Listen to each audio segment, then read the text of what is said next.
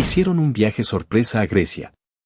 Me enteré cuando mi madre publicó, nada más que la familia de verdad en este viaje. Me quedé en silencio. 2 días después, recibí una notificación. Mi fondo de emergencia había sido liquidado. Vuelos, hoteles, excursiones. Todo con mi tarjeta. Entonces, a mi hermana se le escapó. Me envió un mensaje de texto que era para mi padre. No se dará cuenta. Apenas usa su cuenta. Le respondí, yo sí que me he dado cuenta. Y marqué cada cargo como fraudulento. Congelé la cuenta. A las 6:03 de la mañana, mi teléfono vibró 23 veces seguidas por llamadas. Estaba furioso. Y si hubiera revisado mi cuenta hace 2 días, los habría denunciado en ese mismo instante. Pero no lo hice.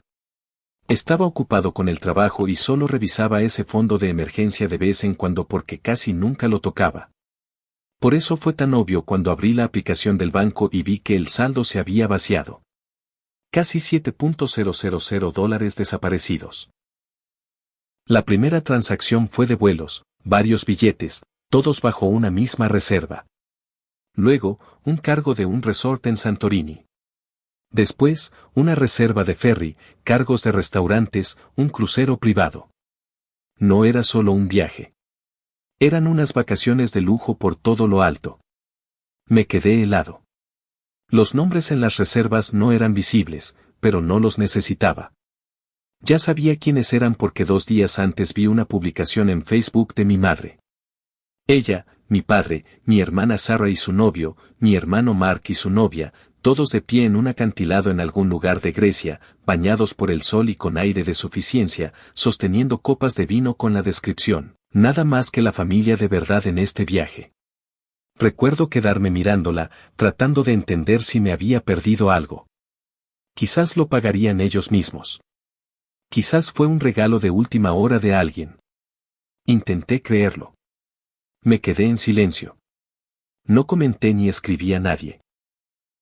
Simplemente pasé de largo, como si no sintiera que era una bofetada en toda la cara. Pero ahora, viendo las cifras, todo encajaba. Las reservas de los vuelos coincidían con las fechas. Los cargos se alineaban con las fotos. Ya no era solo una teoría. Usaron mi dinero. No solo lo tomaron prestado, lo robaron. Lo usaron sin preguntar, sin decírmelo, mientras me dejaban completamente fuera del viaje. Ese fondo de emergencia era mío. Lo había ahorrado durante años. Para gastos médicos. Para la pérdida de empleo. No para que ellos pudieran beber vino en un acantilado y publicar fotos sobre lo, de verdad, que era su familia.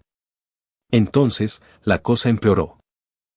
1 hora más tarde, mi hermana me envió un mensaje de texto destinado a mi padre. Me di cuenta por cómo empezaba. No se dará cuenta. Apenas usa su cuenta. Luego, un segundo mensaje. Simplemente diremos que pensábamos que no la usaba. Jaja. Me quedé mirando el mensaje un segundo y luego respondí, sí que me he dado cuenta. No respondió. Llamé al banco de inmediato, denuncié cada cargo como no autorizado, marqué la cuenta como fraudulenta y la hice cerrar. Presenté una denuncia por fraude y le di a la operadora todos sus nombres. La mujer al teléfono me preguntó, solo para aclarar, ¿está diciendo que su familia hizo esto? Sí, mi propia familia. Exactamente a las 6:03 de la mañana siguiente, mi teléfono empezó a vibrar sin parar. Conté 23 llamadas perdidas. Mi madre, mi padre, Sara, incluso Mark, que nunca llama a nadie. Todavía estaban en Grecia. Era de mañana aquí, media tarde allá. Debieron de despertarse con un montón de transacciones denegadas y la noticia de que sus vacaciones se estaban desmoronando. No respondí. Solo les envié un mensaje de texto. Si queréis cambiar algo, más os vale volver a casa ahora. Y lo decía en serio, porque lo que aún no se daban cuenta era que esto no iba a desaparecer. Esto no iba a ser perdonado. Esto no iba a ser achacado a un malentendido. Esto iba a llegar a los tribunales. No volvieron en avión de inmediato. Esa fue la primera señal de que no me tomaban en serio. Las llamadas seguían llegando, pero los ignoré a todos. Luego vinieron los mensajes de texto. Primero de Sarah, cortos y falsamente informales. Ok, ¿qué pasa con tu tarjeta? Tenemos que hablar, jaja. Luego mi madre intervino con una versión más pulida. Tomémoslo con calma, Henry. No pensamos que te importaría. Lo arreglaremos cuando volvamos. No hay por qué reaccionar de forma exagerada. Reaccionar de forma exagerada. Acababan de vaciar la única cuenta que mantenía al margen. Había hecho trabajos extra para crear ese fondo. Esa cuenta era para cuando mi coche se averiara en medio de la nada. Para si perdía mi trabajo, para facturas médicas que no podía cubrir con el seguro. No para que mi familia jugara a ser rica durante una semana en Grecia. Y aún así, pensaban que lo dejaría pasar. Mark no dijo ni una palabra. Alay, sin embargo, me escribió por separado. No lo sabía. Me siento fatal. Me dijeron que todo estaba arreglado. No habría venido si lo hubiera sabido. No le respondí. Todavía no. Pero lo recordé. Esa noche, tuve una videollamada con mi abogado. Estaba tranquilo, metódico. Me explicó que sí, esto era fraude. Sí, podía llegar a los tribunales. El hecho de que fuera familia no los protegía. De hecho, lo empeoraba porque demostraba intencionalidad. Sabían lo que hacían cuando tomaron la información de mi tarjeta. Lo planearon. Así que le dije que siguiera adelante. Quería que esto quedara registrado. A la mañana siguiente, recibí una sarta de mensajes de pánico de mi madre. Al parecer, sus tarjetas estaban siendo rechazadas por toda la isla. Como cada cargo había sido marcado, el banco bloqueó sus reservas y canceló los servicios contratados. Supe el momento en que se despertaron e intentaron reservar una excursión o ir a almorzar y, de repente, su tarjeta de vacaciones no funcionaba. Un mensaje destacaba. Ahora estamos varados aquí. ¿Estás contento? Y otro, ¿cómo has podido hacernos esto? Me quedé mirando ese último durante mucho tiempo. Luego respondí, volved inmediatamente o enfrentaos a esto desde el extranjero. De cualquier manera, no voy a detener el caso. Por un tiempo, todo quedó en silencio. Luego, a última hora de la tarde, me reenviaron las confirmaciones de los vuelos. Volvían a casa. Al día siguiente, sobre las 10 de la mañana, oí que llamaban a la puerta. No quería abrir, pero lo hice. Allí estaban, los 6. Mi madre fue la primera, con un discurso a medio ensayar sobre malentendidos, familia y perdón. Dijo que asumieron que la cuenta era compartida, lo cual era una mentira tan grande que me hizo reír. Mi padre se quedó en silencio, con los brazos cruzados como si fuera una víctima en todo esto. Sarah se lanzó a un viaje de culpabilidad, hablando de cómo los había avergonzado, arruinado sus vacaciones y hecho sentir como criminales. Mark finalmente habló. Simplemente descongela la cuenta y sigamos adelante. Les dije sin rodeos que no iba a descongelar nada. El banco estaba investigando. Mi abogado estaba presentando una demanda. Fue entonces cuando mi madre estalló. ¿Esto es lo que le haces a tu propia familia? Estás arruinando la vida de tus propios padres por unas vacaciones. Deberías pedirnos perdón a nosotros, a tu hermana y a tu hermano. Esto es ridículo. Me quedé allí, dejando que las palabras flotaran en el aire. Luego dije, usasteis mi dinero sin permiso. Mentisteis al respecto. Me excluisteis. ¿Y ahora queréis que me disculpe? ¿En serio nos vas a demandar? Dijo Sarah. Sí, dije. Y tenéis suerte de que solo os esté demandando. Tenéis suerte de que no presente cargos penales. Silencio. Fue entonces cuando lo vi.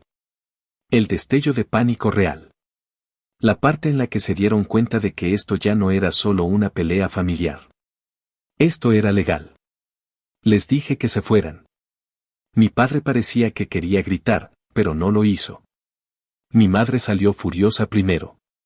Sarah me llamó vengativo mientras se alejaba por el pasillo. Mark ni siquiera miró hacia atrás. Solo Alai se detuvo un segundo, casi dijo algo, pero siguió al resto. Cerré la puerta detrás de ellos y eché la llave. Por primera vez desde que todo esto empezó, me sentí completamente harto de ellos. La venganza no había hecho más que empezar. Les di 3 días completos después de que aterrizaran. No por paciencia, sino por curiosidad. Quería ver si al menos uno de ellos reconocería lo que había hecho. Nada. Ni una sola disculpa, ni mensajes, ni ofertas para devolver un céntimo, solo silencio, como si todo pudiera barrerse debajo de la alfombra y olvidarse. En la mañana del 4.º día, mi abogado presentó la documentación. Demanda oficial, uso no autorizado de activos financieros por un total de $6.837,42. Presentada bajo el cargo de uso indebido intencional. Los documentos de respaldo incluían el historial de transacciones, los informes de fraude marcados, los mensajes de texto, incluido el que Sarah me envió por error, y una declaración jurada firmada por mí. Incluso había adjuntado una cronología. Parecía irrefutable. Ese mismo día, mis padres aparecieron de nuevo sin avisar. Esta vez, ni siquiera me molesté en abrir la puerta.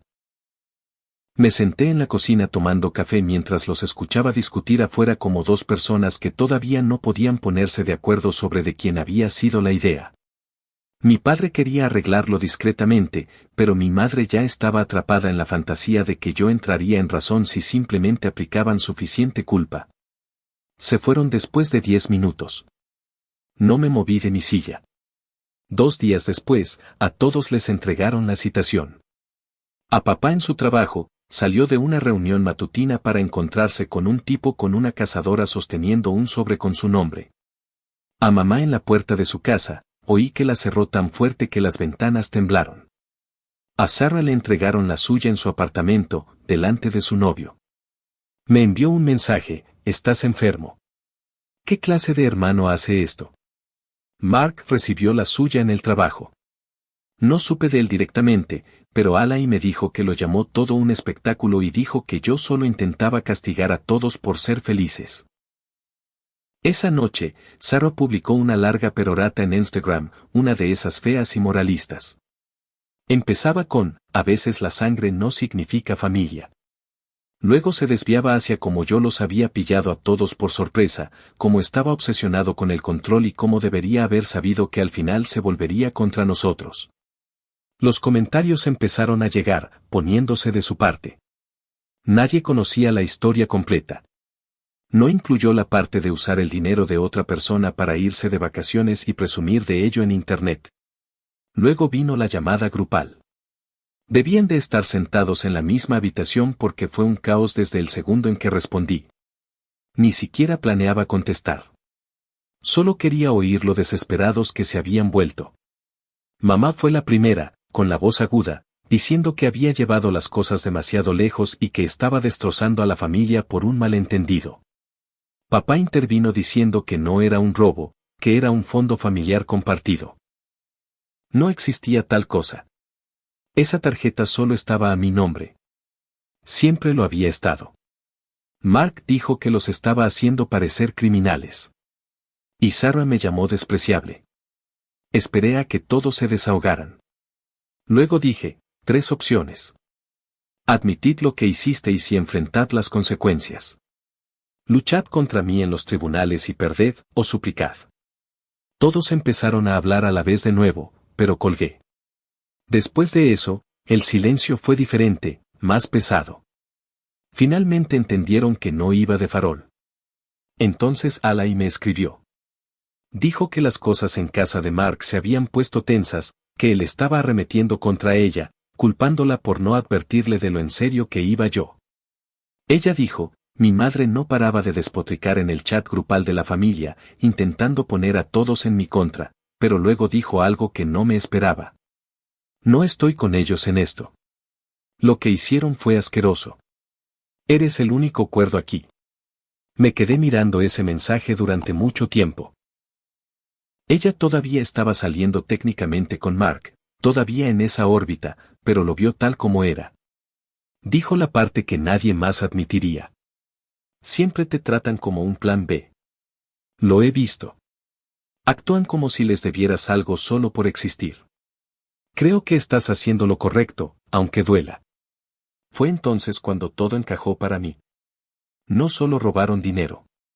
Le robaron a la única persona que asumieron que nunca se defendería.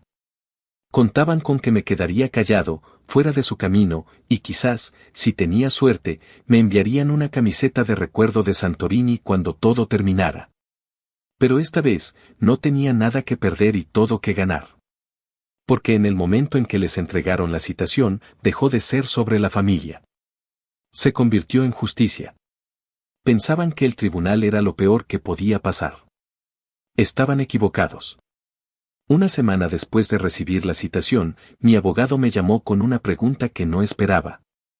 ¿Estarías dispuesto a una audiencia pública? Hice una pausa. ¿Quieres decir que la gente puede asistir? Él dijo, de todos modos, quedaría registrado, pero si no llegan a un acuerdo, podría ser un tribunal abierto y, como involucra fraude familiar y mal uso financiero, podría llamar la atención de los medios locales. Ni siquiera dudé. Que sea público. Y así, sus peores pesadillas comenzaron a gestarse. La noticia empezó a correr. Mi tío me llamó de la nada para preguntar si las cosas eran realmente tan serias. Mi prima me escribió. ¿Qué pasó entre vosotros? Mi madre dijo que tus padres podrían ir a juicio. No le conté a nadie la historia completa. No era necesario. Se lo estaban haciendo a sí mismos. Entonces sucedió algo extraño. El empleador de mi padre lo contactó para una revisión de cumplimiento normativo. Al parecer, cuando estás en un puesto relacionado con las finanzas y tu nombre aparece en una demanda pública por fraude, incluso una personal, salta las alarmas. No lo despidieron, pero lo reasignaron. El novio de Sarah la dejó tirada, simplemente le hizo ghosting, empacó sus cosas, se mudó y la bloqueó de todas partes. Solo me enteré porque Sarah publicó un video vago y lloroso en su historia hablando de cómo la traición viene en oleadas. Alguien me lo envió. No lo vi entero. Luego recibí una llamada de Alay. Sonaba nerviosa. Necesitas saber algo, dijo. Me contó que había escuchado una conversación, a Mark y a mi madre hablando en el patio trasero. Al parecer, estaban tratando de averiguar si había alguna manera de afirmar que yo había aprobado los cargos. Que tal vez podrían argumentar que fue un consentimiento verbal o que me había ofrecido a ayudar. Alay lo desmintió. Dijo, si siquiera intentan mentir, testificaré. Estuve allí. Sé lo que pasó. Le creí. Le dije que si necesitaba protección de todo esto, la ayudaría en lo que pudiera. Luego llegó el pánico. Mi madre llamó llorando, sollozando de verdad, no de forma teatral como Sarah. Me suplicó que no dejara que esto llegara a los tribunales. Dijo que ella y mi padre iban a perderlo todo, que no podían permitirse devolver la cantidad y que una sentencia en su contra arruinaría su jubilación. Le pregunté sin rodeos, ¿alguna vez pensaste en eso cuando reservaste el viaje? Colgó. 2 días después, intentaron llegar a un acuerdo a través de mi abogado. Ofrecieron devolver el importe total más $500 por daños y perjuicios si retiraba el caso y firmaba un acuerdo de confidencialidad. Dije que no. Quería que quedara registrado. La noche antes de la audiencia, Mark apareció en mi puerta. No le dejé entrar.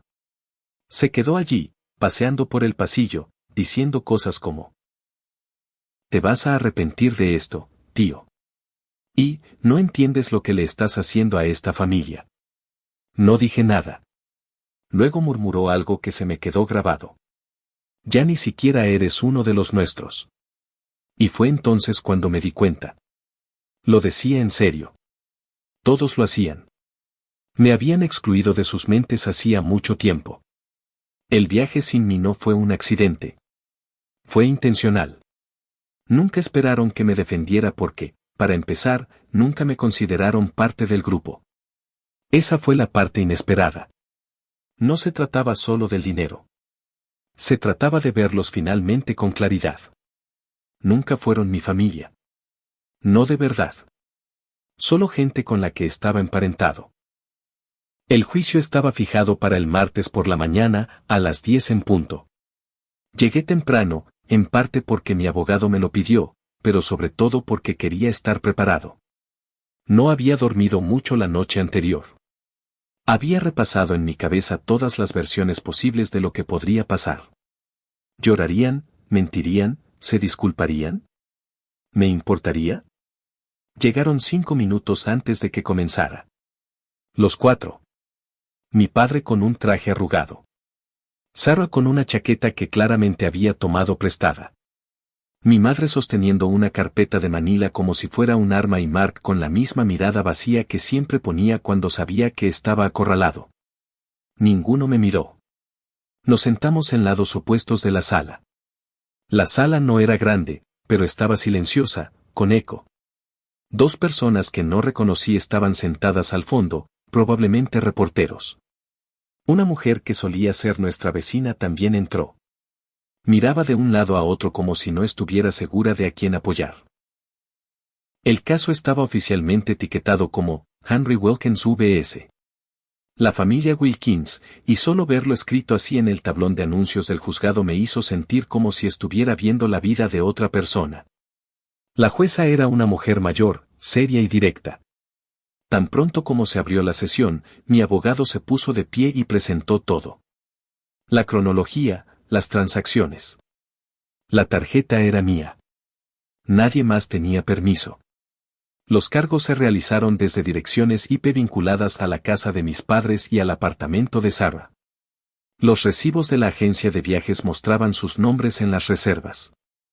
Y luego leyó el mensaje de texto. El que Sarah me envió por error. No se dará cuenta. Apenas usa su cuenta. Hubo una pausa en la sala después de eso. Todos lo entendieron. No fue un accidente. No fue un malentendido. Fue un plan. Luego fue su turno.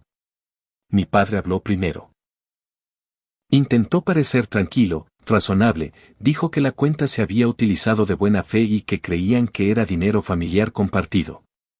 La jueza interrumpió, ¿su nombre está en la cuenta? No, pero... ¿Se le informó a su hijo de los cargos antes de que se realizaran? No.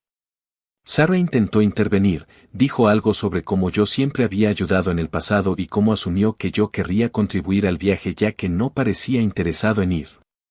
La jueza preguntó, ¿fue usted invitado al viaje? No, dije. Mark se quedó sentado como una estatua. Mi madre empezó a llorar tan pronto como la jueza comenzó a resumir el caso. Esto no es sobre falta de comunicación, dijo la jueza. Esto es sobre un sentimiento de derecho y un mal uso deliberado del acceso financiero. El tribunal considera que las reclamaciones del demandante son válidas y están respaldadas por pruebas. Luego vino el fallo, reembolso total de $6.837,42 más $2.000 en daños y perjuicios civiles por angustia emocional y financiera. Y luego algo que ninguno de ellos esperaba, 30 días de servicio comunitario para mis padres porque el tribunal determinó que fue un uso indebido premeditado de fondos e implicó exclusión y manipulación deliberadas. Se pudo oír a Sarah jadear. Mark murmuró, increíble, por lo bajo. Mi madre se levantó como si fuera a protestar, pero se quedó helada. Mi padre miraba al frente, con los labios apretados. El alguacil les entregó un paquete, los detalles del plan de pago, la sanción y las instrucciones para presentarse ante su oficial de servicio comunitario asignado. Ahora era real, oficial. Me quedé fuera del juzgado después, dejando que el aire me diera en la cara. Alay había venido después de todo.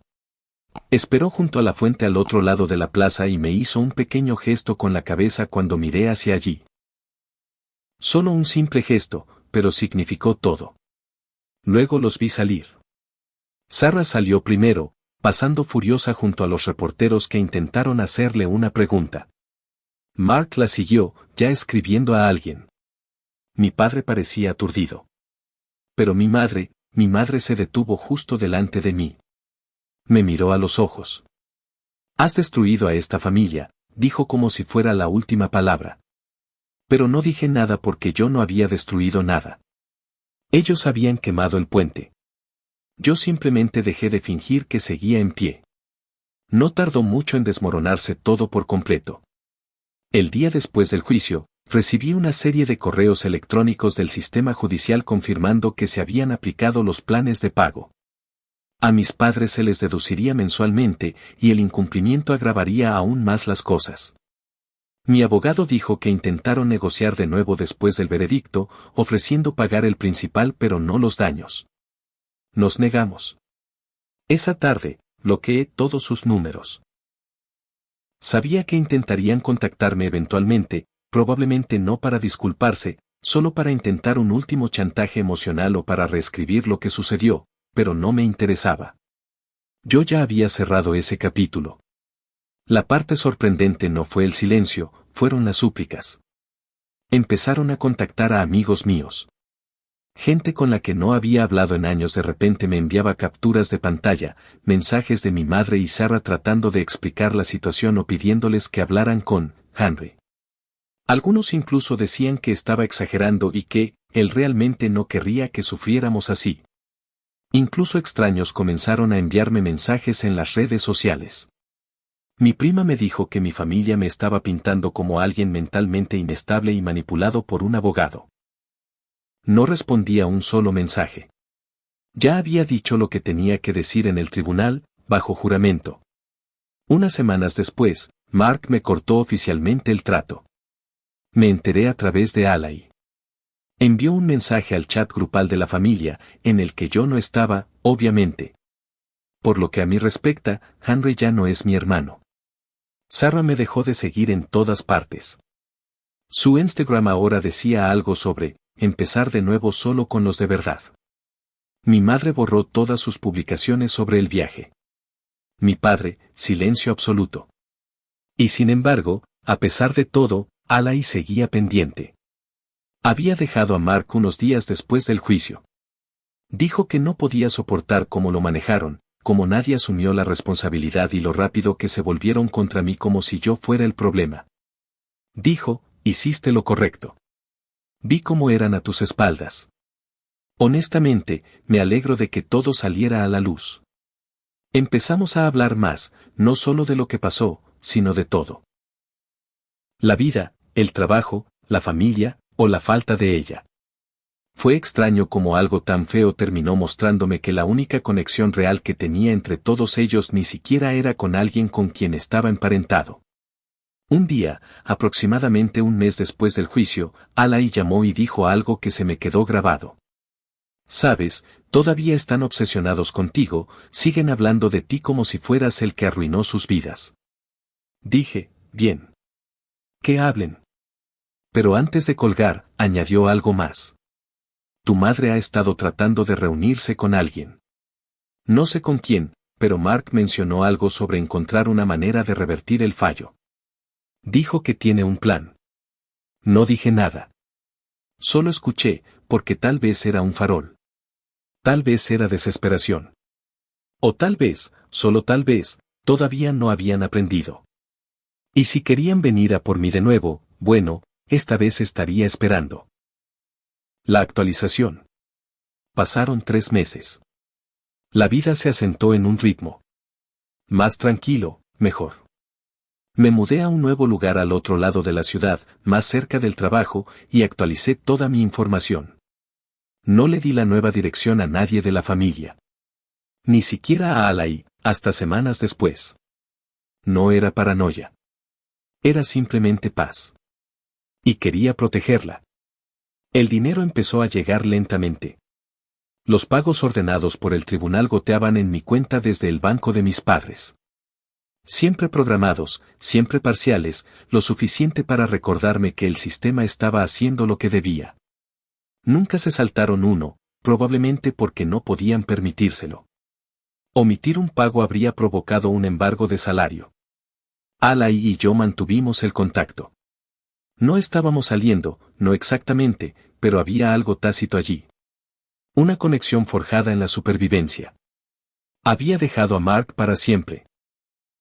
Dijo que se dio cuenta de que toda la familia funcionaba con un código no escrito de manipulación y no quería tener nada que ver con eso.